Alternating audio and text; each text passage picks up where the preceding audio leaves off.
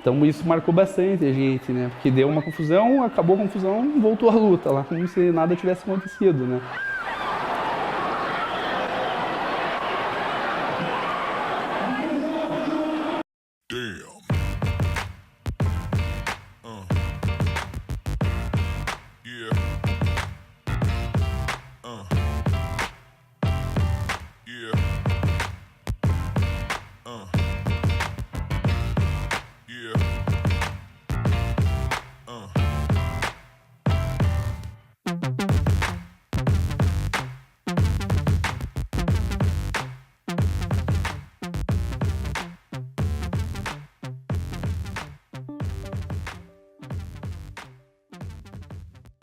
Saíram todos daqui, né?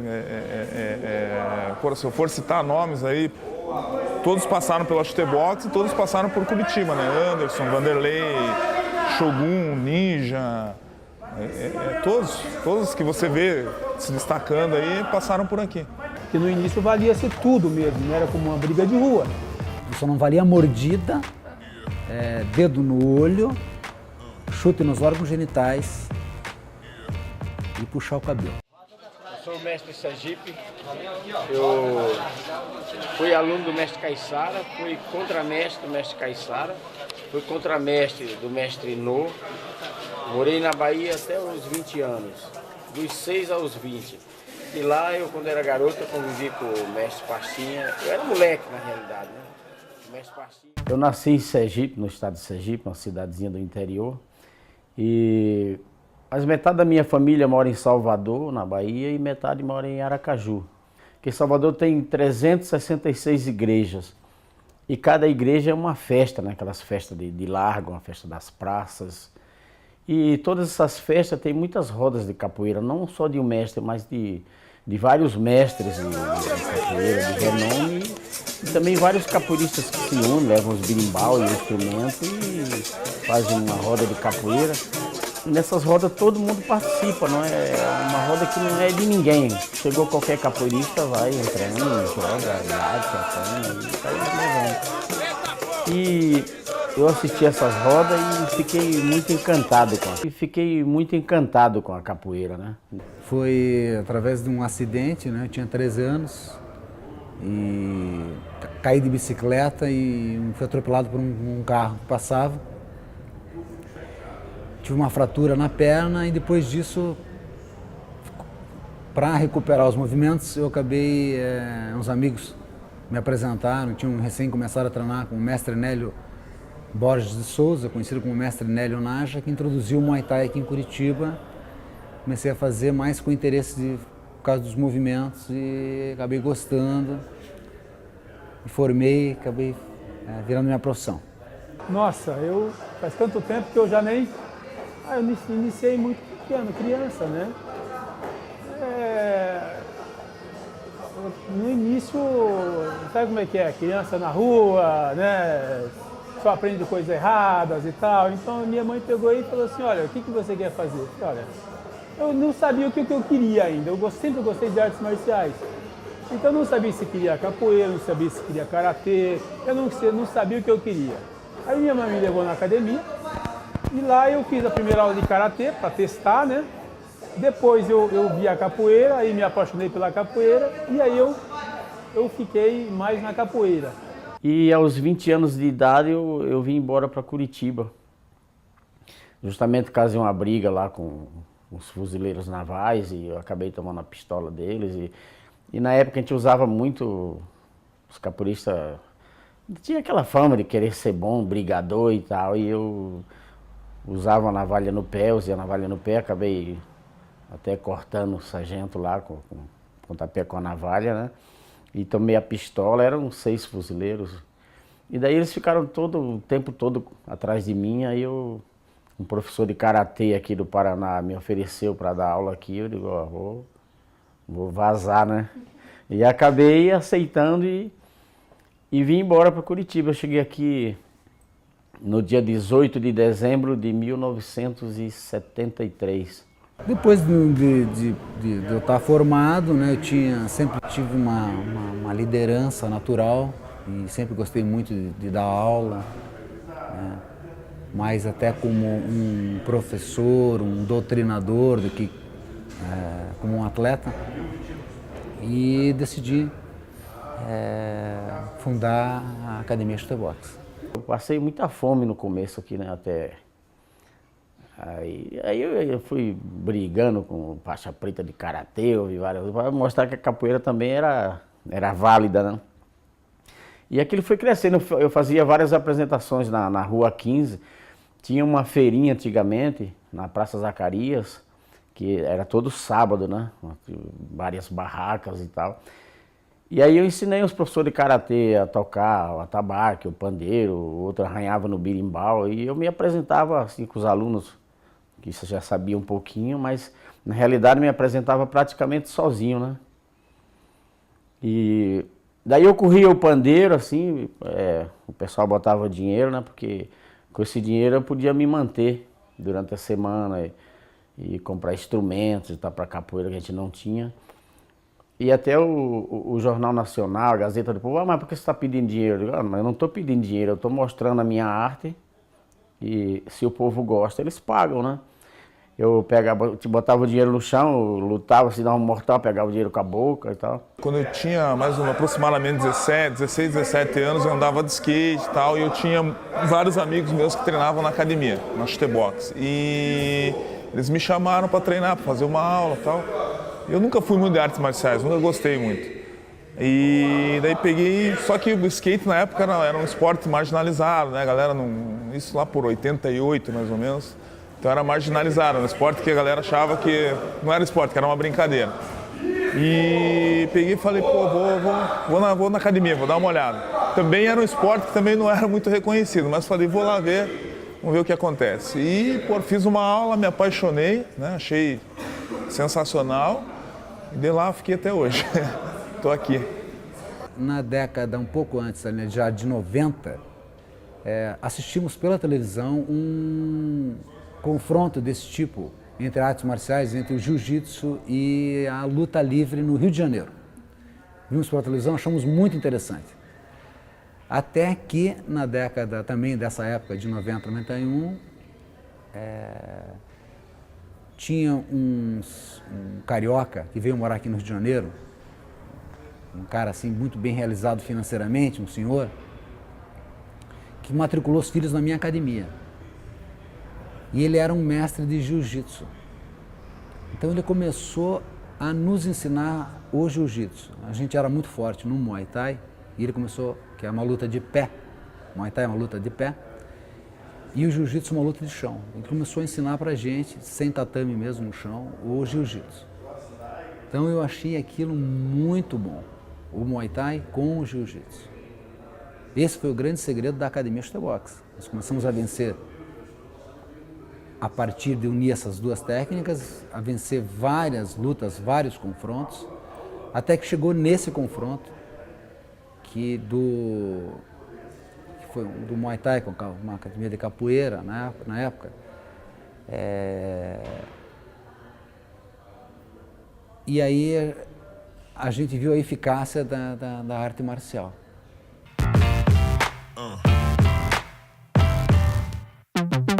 Eu trabalhava com Muay Thai, né, todas as academias normais, trabalhando com capoeira, judô, cada um com a sua luta, quando de repente apareceu aqui em Curitiba um cara super grande chamado Rei Zulu, um cara do Maranhão, desafiando todo mundo.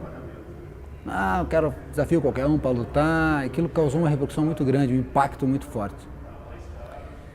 E aí apareceu um cara de Kung Fu lá e fizeram uma luta no círculo militar. E eu até participei na organização desse evento e também na apresentação de Muay Thai que teve antes dessa luta de Vale Tudo. E aí foi a primeira vez que eu vi, de fato, o Vale Tudo no ringue me impactou muito. Tive uma imagem muito forte, né? O Rei Zulu acabou dando um estrangulamento no cara do Kung Fu e o cara caiu apagado, então foi uma cena assim que bastante impacto. Era o auge do karatê, do judô. Aí Na academia, chegava na academia de manhã cedo, tinha umas academias ali na Praça Zacarias, hoje é Lojas Pernambucana. Ali, 6 horas da manhã, tinha 30 alunos fazendo aula de judô, de karatê, né? Zulu foi embora, desapareceu, foi para outros lugares desafiar outros lutadores. E a gente, cada um continuou com o seu trabalho. Lá em Guaratuba, tinha o Pelé, que era da Chute Box, e eu tinha um aluno que era um sargento do bombeiro, sargento Moura. E eu, até hoje, não sei por que cargas d'água, eles brigaram. A gente foi pra praia, uma praia lá em Caiobá, Guaratuba, e o Nilson estava usando uma bermuda colada, aquelas bermudas Speedo colada, isso final dos anos 80, início dos anos 90. Aí passou por um nativo, e o nativo pegou e falou pra ele assim: "Ih, aí, Vera Verão", e tirou uma onda do Nilson. Aí o Nilson pegou e deu um chute no nativo, e o nativo caiu, era do meio da calçada, no meio fio. Só que o jeito que o nativo caiu, ele caiu com as pernas abertas, todo tonto, que o Nilson nem bateu uma nele, e nós começamos todo mundo a rir. Começamos todo mundo a rir do cara, o cara pegou e falou: "Vocês querem brigar? Então beleza." E saiu. Sei que deu uns 10 minutos para 2 caminhões de bombeiro na esquina. E os bombeiros começam a vir na nossa direção. Por coincidência, esses bombeiros eram os bombeiros da capoeira. A gente não sabia o que estava acontecendo, o que era. E a gente brigou com esses bombeiros. Saímos na porrada com os caras. Mesma situação de sempre aí, 30 contra 5, 6. Aí tomamos um corridão ainda no final da briga e fomos embora. O Pelé não estava na praça. Nós fugimos e tal, acabou a confusão. De repente o Pelé chega na praça, sozinho, com a poderosidade dele. "O quê? Quem que brigou com meus amigos? Eu não tava aqui, quero ver agora se tem homem aqui. Aqui ninguém é homem, quero ver se alguém briga comigo." Os bombeiros foram lá em 30, pegaram ele em 30, deram uma surra nele e jogaram ele na Baía de Guaratuba, jogaram canoa em cima dele. Ele tinha umas dreads Rastafari e arrancaram todas as dreads dele. Depenaram o Pelé. Sobre a matéria sobre o Muay Thai contra a capoeira. E tô meio chateado, né, com o lance de que depenaram o Pelé, como se o Pelé fosse uma galinha fujona. Tudo que eu sempre fiz foi em pró e amor ao esporte, entendeu? Eu sempre procurei fazer a minha história com muito amor, para que ficasse honrosa no mundo das artes marciais. Em relação a... não me tiraram nenhuma trança na briga entre a Chute Box e a capoeira. Aquilo que aconteceu, eu acho que o Nilson tinha batido numa pessoa antes mesmo. E depois cheguei eu na praça, tinha um caminhãozinho com 8 pessoas, comecei a intimar todo mundo amarelou, porque de certo o Nilson deve ter dado um nocaute bem agressivo.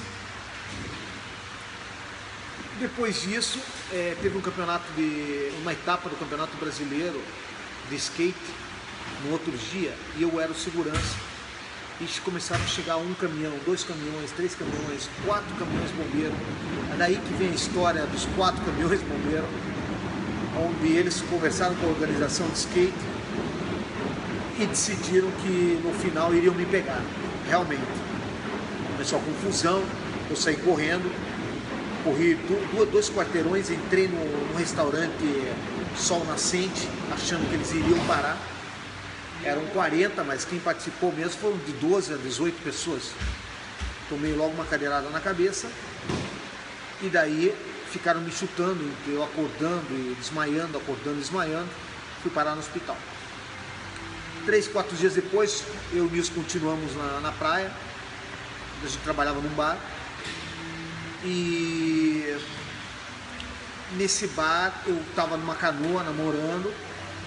E nisso alguém jogou um paralelepípedo, acertou na minha cabeça. Um barulho assim de computador quebrado. Eu não sabia o que estava acontecendo, saí assim da canoa, fui correndo, e aquele barulho de cachoeira, que era o meu sangue. Cheguei na porta do bar, o Nilson me viu e me levou para o hospital. Chegando no hospital, o médico queria arrancar uma trança minha para dar ponto, e eu não deixei ele tirar a trança. por isso que eu digo que não arrancaram nenhuma trança minha, entendeu? Fiquei até indignado, imagina, depenar o Pelé.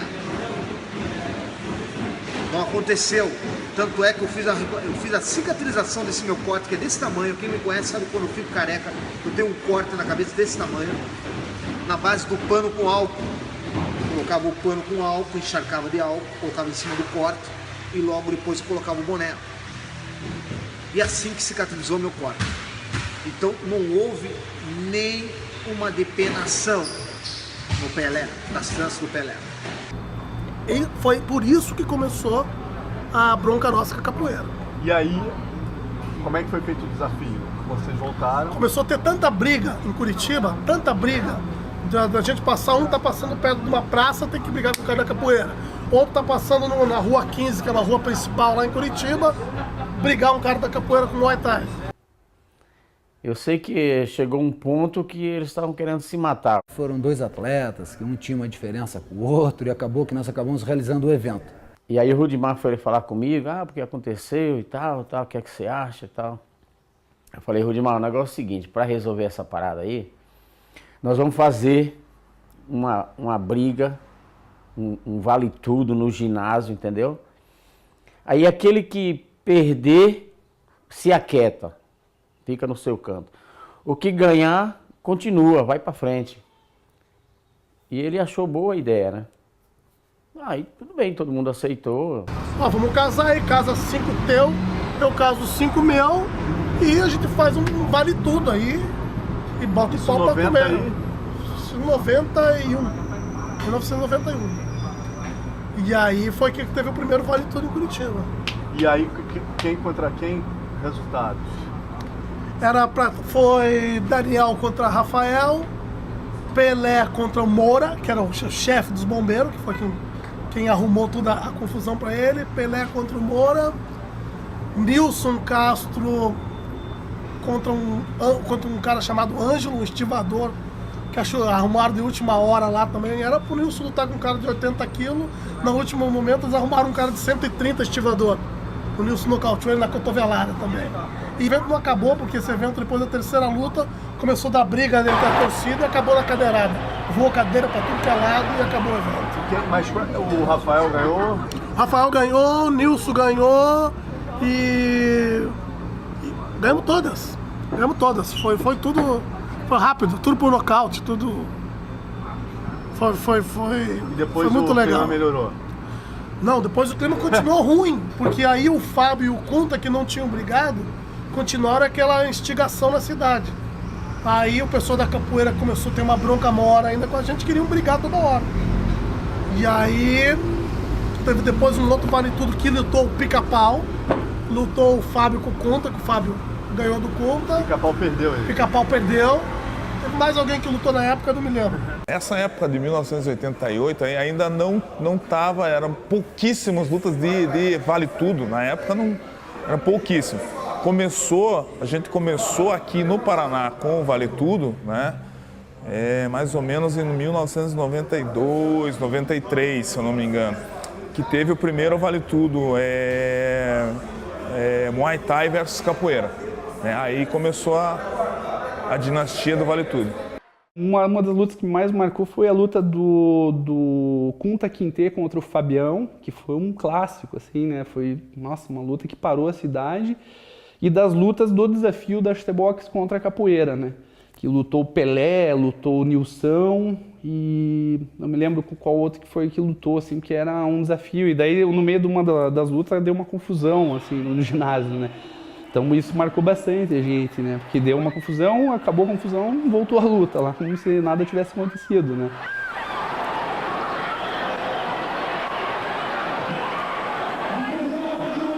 Pra você ver como que, né, tava o nível, né, da competição, né? Então isso aí é uma coisa que me marcou muito, foram esses desafios aí, né? Existe aquele tumulto, né, da rivalidade, até o Black, que era aluno do Noguchi, acabou dando um soco num contramestre meu, aí ele esquivou e deu um soco no Black, quebrou o nariz e tal.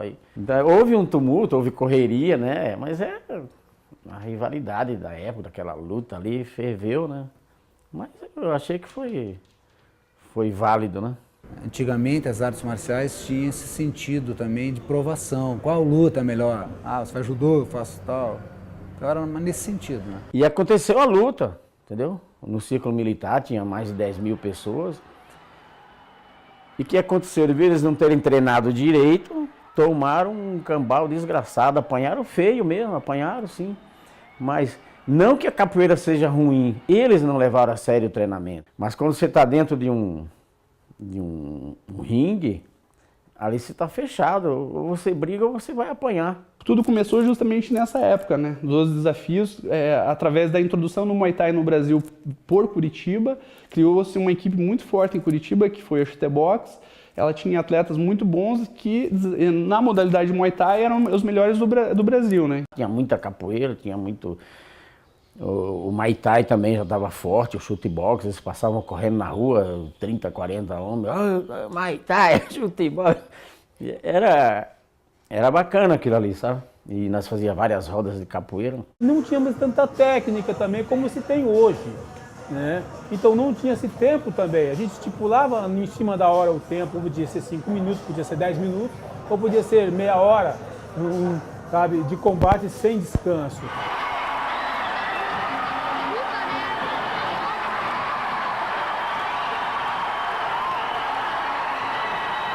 Eu era pequeno, assim, e a gente foi pro círculo militar na época, né? Nossa, era uma coisa assim que parou Curitiba, né? Pra gente ver lá os desafios. E era como você falou mesmo, era vale tudo, né?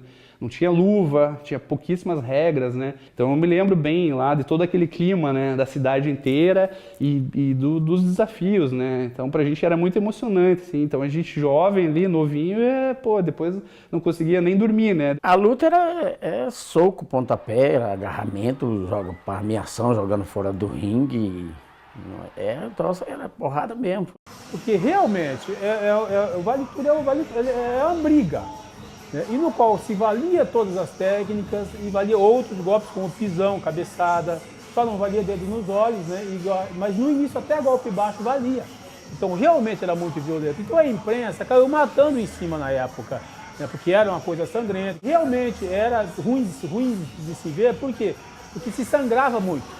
Porque como valia muito cotovelada, valia muitos outros golpes, então se sangrava muito. Então realmente deu uma má impressão. Foi um vale tudo, foi o primeiro vale tudo que foi feito aqui, né, no Paraná.